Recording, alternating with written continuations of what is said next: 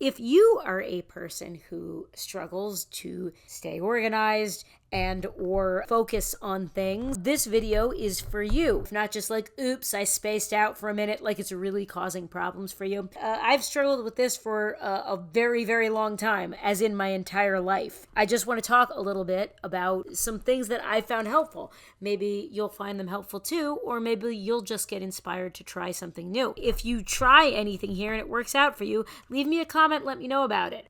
As always, I am not here trying to give anybody any kind of medical advice, and I don't just say that as like a BS legal disclaimer. I really mean that. If you are struggling with anything I'm about to talk about, please go talk to someone who went to school and knows what they're talking about.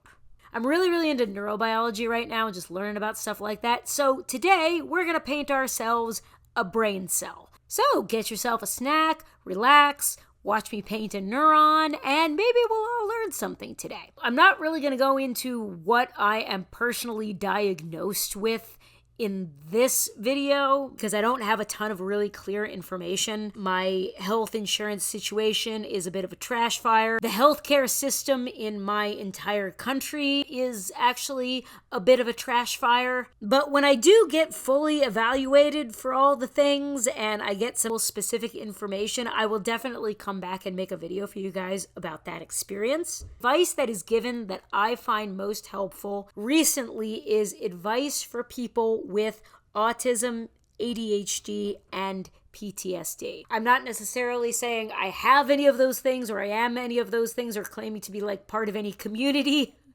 I'm just saying that is the stuff that I find most helpful. I'm not here today to talk about what I've got so much as what I am doing. So for a very long time, I struggled with absolute inertia when it came to getting anything at all done. My brain could not ever stay focused on a task to completion because I was always starting something else. I've actually struggled with this for my entire life, but I didn't have words to describe it until recently. I'm going to give you an example. Say I'm sitting on my bed and I say to myself, you know what? I got to pay my taxes. I'm going to sit down. I'm going to pay my taxes right now. So I open up my laptop and I start my taxes. Then I see an ad for whipped cream and that reminds me I want to make strawberry shortcake today. So I start looking up strawberry shortcake recipes. Then I go out into the kitchen to see if I have the ingredients. And I see that the sink is full of dishes and that's gross and I want to be an adult. So I start washing the dishes. Then suddenly I remember that I need to call my dad. So I pick up my phone and I see that I have a notification about my overdue library book. So I start looking around for my library book. Then I get an idea that I really ought to take a shower before my kids come home from school. I turn on the shower and I suddenly remember, hey, I actually went to the kitchen to see if I have strawberries. I go back to the kitchen, but instead of looking for the strawberries, I start washing the dishes again. And this goes on and on and on. And if you don't struggle with attention and focus, if you don't have like ADHD or something, like this might sound totally ridiculous to you and you're not completely wrong. It is, but it's a real problem. Like people really struggle with this. And I would get stuck in these loops for, no kidding, days on end. I have lost entire weekends to this. It was particularly bad for me a couple of months ago because I had just come out of like a pretty bad episode of depression and I had just done what you do when you're depressed. I had let work pile up. My house was a mess. I had a bunch of financial stuff I hadn't taken care of. My life was just out of balance. I was a mess. I struggle focusing on things anyway. I have a really hard time when there's a lot of things to do. My brain just gets overloaded very easily. And I was just buried under stuff. And I couldn't get anything done for like weeks on end. It was a long period of time. If anybody wants to know, depression, by the way, is something I have definitely been diagnosed with in the past and treated for. I can make a whole video about that sometime if anybody wants to know about it. That was when I started getting really interested recently in like ADHD and autism and just trying to figure out, even if I can't be diagnosed with something immediately, I can't run out and get a treatment or take a medication for something right now.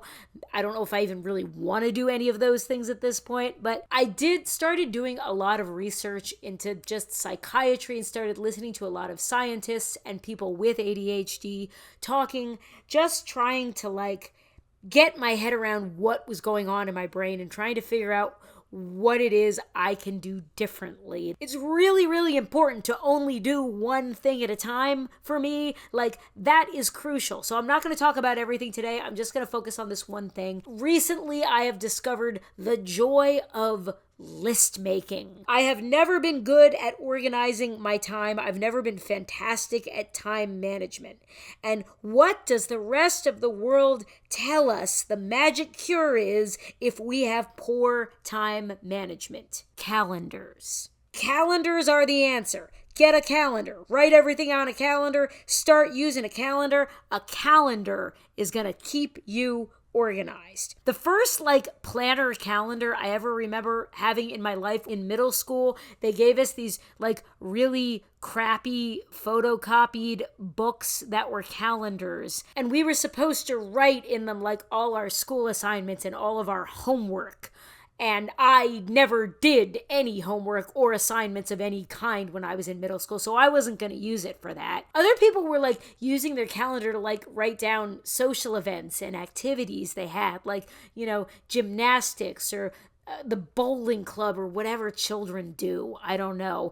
Or, you know, places they were going to go, hanging out with their friends or going to the mall. I didn't have any friends. I didn't have any activities. I didn't do any homework. So I just kind of used my calendar. This is so sad. I just sort of filled it up with like sort of imaginary activities from like my fantasy life. Like I would write down that I was going to go to the mall with this person and hang out, and I was going to go to like cheerleading camp or something on this day. None of that was real. I had a calendar. I didn't know what else to do with it. So that was my first calendar fail. But my first real one as an adult was when I was 22 years old. I got what for me was a pretty fancy job. I got a job in Manhattan. I worked in what was at the time the Time Warner building. I don't think Time Warner Media is still around. It was a building that's right across the street from Radio City Music Hall. It was like a famous, like a fancy building, and I worked on like the 24th floor, and I had an office. It didn't have a window, but I had an office.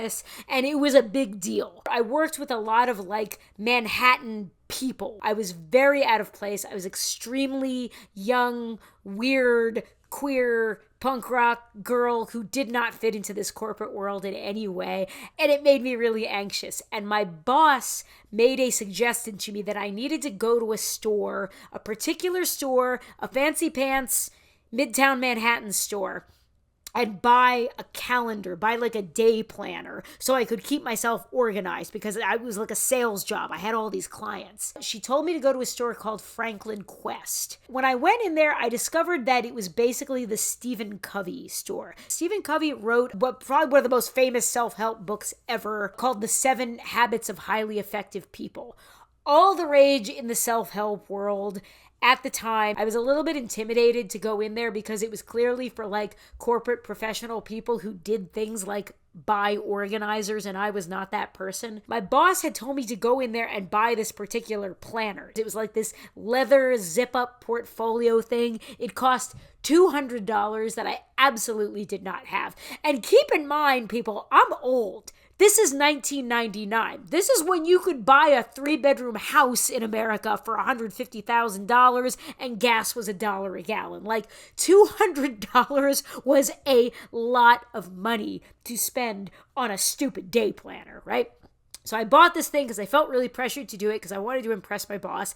And in a rare moment of being able to have my own identity and stand up for myself, I had second thoughts and I actually took it back and returned it the next day. Side note, a lot of super big red flags with my boss. In hindsight, at that Midtown Manhattan job, she's super overshared, and she had like this long tragic life, and she would talk to me about it at these really awkward moments. For once, I just stuck my head in her office to ask her what time she wanted me to schedule a meeting, and she ended up telling me this like 30-minute story about how her mother was killed in a car accident when she was a teenager, and her father married somebody else, and she had a stepsister who was abusive to her. She also used to do things like repeatedly borrow $20. Like, this is my boss. I'm a kid. She used to borrow $20 for me so she could, like, have enough money to get through until payday and, like, never pay me back. That weird calendar failure really made me feel sad and like I wasn't a real grown-up because I got the calendar and I didn't want to use it. I did this thing for years. I had this habit. And when I say years, I mean like about 25 of them. I made an Instagram story about this once. I'm going to put it right here. Hi, everybody. I'm standing in front of this dumpster right now because I am going to engage in one of the most important Christmas time year-end rituals that I have in my life, which is throwing away the daily planner that I bought last year and literally never wrote in, because every year I get it in my head that I'm going to become a person who uses calendars and it never happens. So here we go. So thank you so much for sharing this very special moment with me. I would buy a new calendar every year, my heart filled with hope that this time would be different. I would be an adult who just did this thing, and it never worked out. And I thought I was just a lazy slob who could not adult for most of my adult life. And because we live in a capitalist hellscape of a civilization right now, everyone just kept telling me to buy a better calendar or get better calendar software, download a better app, because we have all been extremely trained to be consumers. And anytime we think about getting organized or just changing something or just doing anything we need to do to improve our lives, our first instinct is to run out and buy something. What I finally figured out about my own brain is that I do not organize information visually. That's why I don't use calendars, because I am wired differently. I learn and access information differently from people who look at a daily spread in a planner and find it helpful.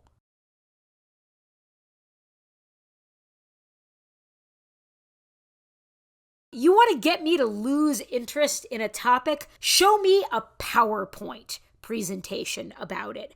I hate PowerPoint. I hate people talking at me and showing me tons of charts and diagrams.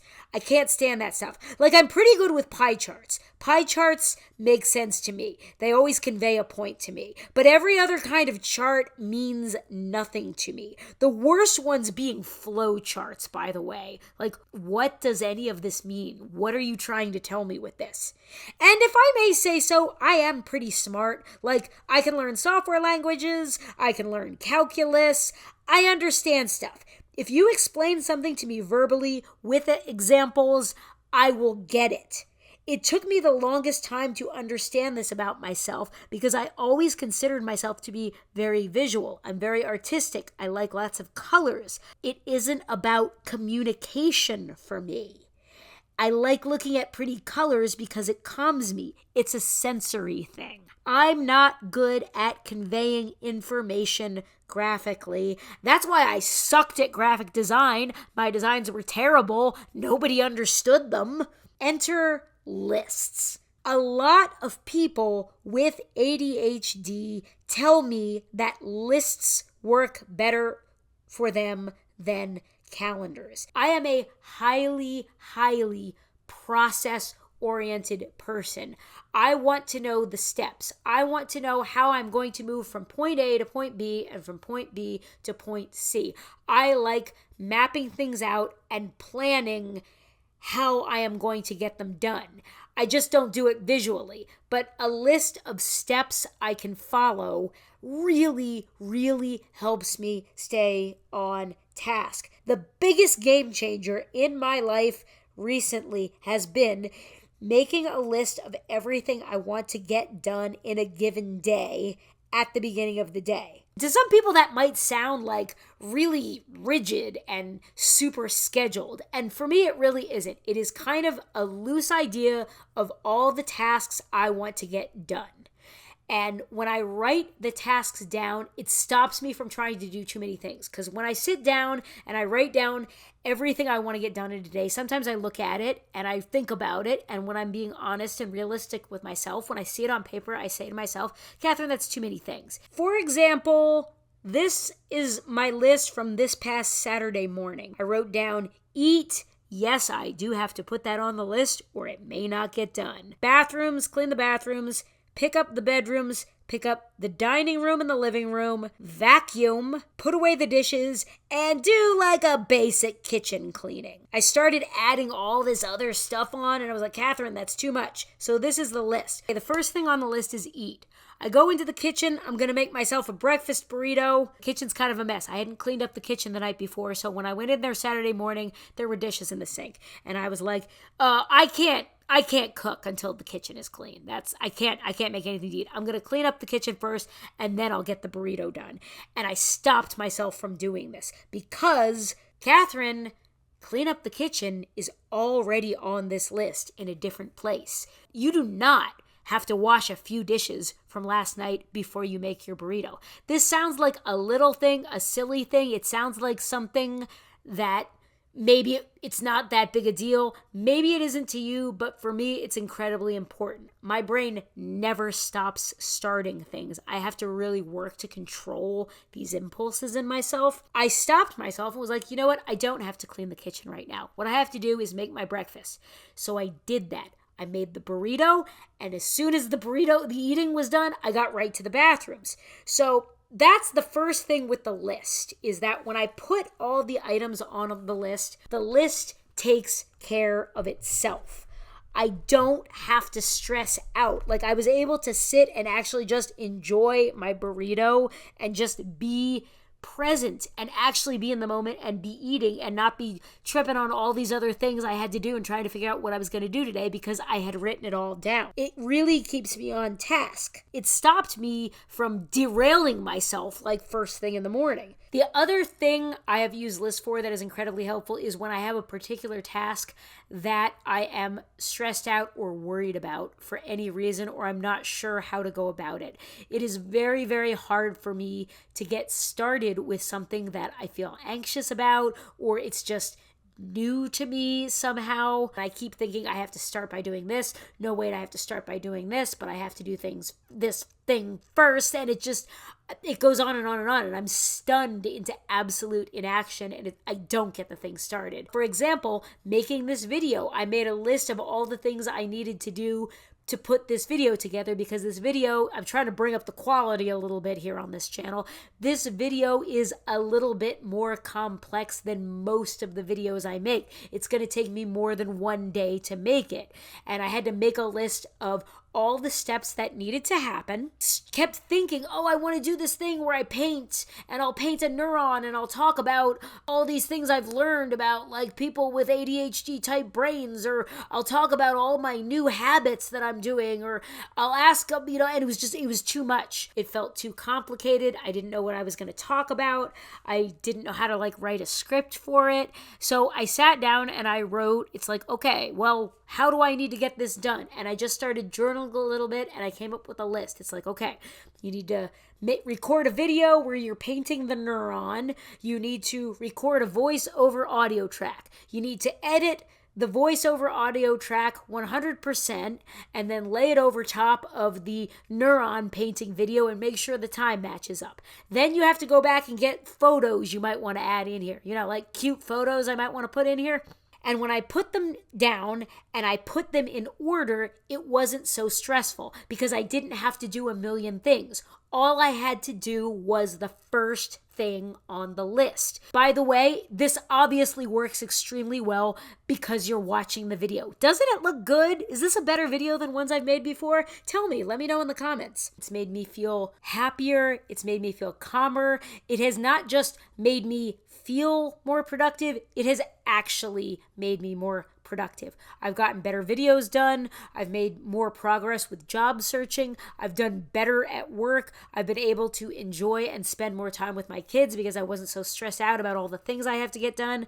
So if you are like me, if you have never been able to use a calendar or a day planner, maybe try making some lists of things you have to do every day, lists of goals and priorities, lists of all the steps in a particular task that you find daunting. Make a list, look at it critically, take things off that don't need to be there. A lot of times, we have a lot of noise in our brain. Write a list of all the things you think you need to do and reread it and realize you've written down 14 steps and there's really only 6. Do you have ADHD? Let me know in the comments. Is it plain as day to you that I have ADHD? Let me know in the comments. I have really, really enjoyed making this. I'm really happy that you were here and you watched it. And if you're still here listening to me at the very end, I love you so much. Keep on being awesome, and I will talk to you in the next video.